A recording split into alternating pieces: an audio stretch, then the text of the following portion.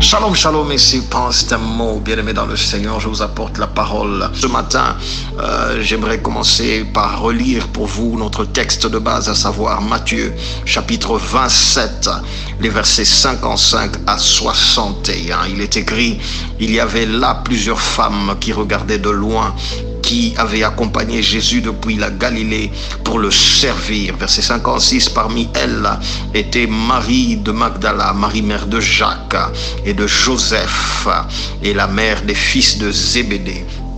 Le soir étant venu, verset 57, arriva un homme riche d'Arimathée nommé Joseph, lequel était aussi disciple de Jésus.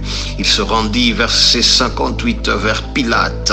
Il demanda le corps de Jésus et Pilate ordonna de le remettre. Joseph prit le corps, l'enveloppa d'un linceul blanc et le déposa dans un sépulcre neuf qu'il s'était fait tailler dans le roc. Puis il roula une grande pierre à l'entrée du sépulcre et il s'en alla. Verset 61, Marie de Magdala et l'autre Marie étaient là, assises vis-à-vis du sépulcre. Bien-aimés dans le Seigneur, comme je l'ai dit déjà vendredi dernier, alors que j'introduisais ce sujet, cet enseignement est assez atypique, mais c'est ce que le Seigneur me met à cœur de nous partager en cette saison pascale, parce que nous sommes encore dans la saison pascale, nous sommes encore dans le mois de la Pâque, et ces événements dans ce texte se déroulent autour de cette période ou pendant cette période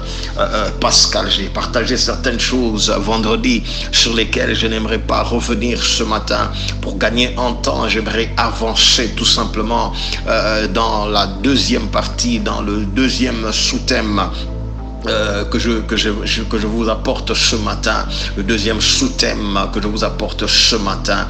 Et je vais commencer par m'attarder au verset 57 encore une fois, mais cette fois-ci je vais y ajouter le verset 58. Il dit, le soir étant venu, arriva un homme riche d'Arimathée nommé Joseph, lequel était aussi disciple de Jésus. Il se rendit vers Pilate et demanda le corps de Jésus, et Pilate ordonna de le remettre. Je présente en second sous-thème ce matin ce que j'ai sous-titré ou ce que j'ai appelé un homme riche d'Arimathée.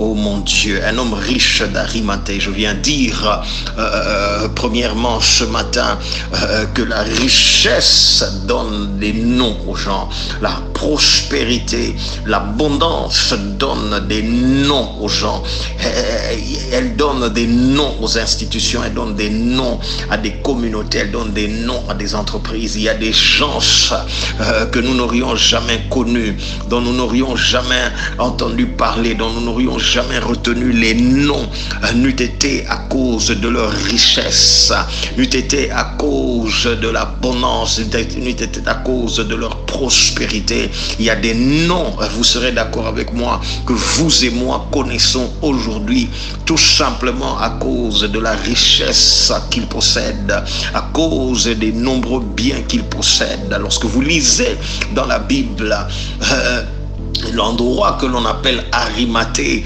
est un endroit très obscur. Lorsque vous lisez même en dehors de la Bible, pour commencer à consulter les livres historiques, vous verrez qu'il vous sera difficile de retracer cet endroit que l'on appelle Arimathée. Cet endroit est même plus obscur que Nazareth l'était à l'époque, au point où l'on disait, peut-il venir quelque chose de bon de Nazareth? Arimathée était plus obscur que Nazareth à l'époque, parce que vous pouvez imaginer cela.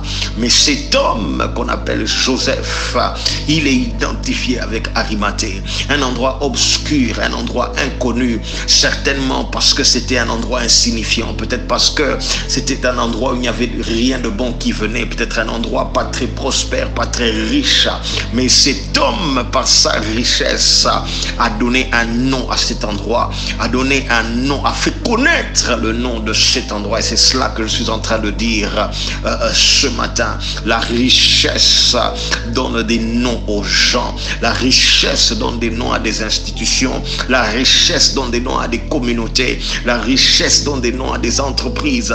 La richesse donne des noms à des nations.